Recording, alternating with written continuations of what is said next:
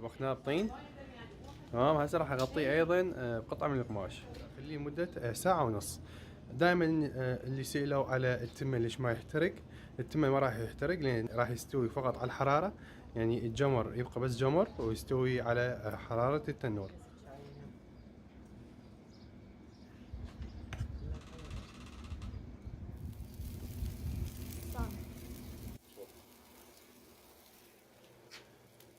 هذه دجاجات كاملة استوت.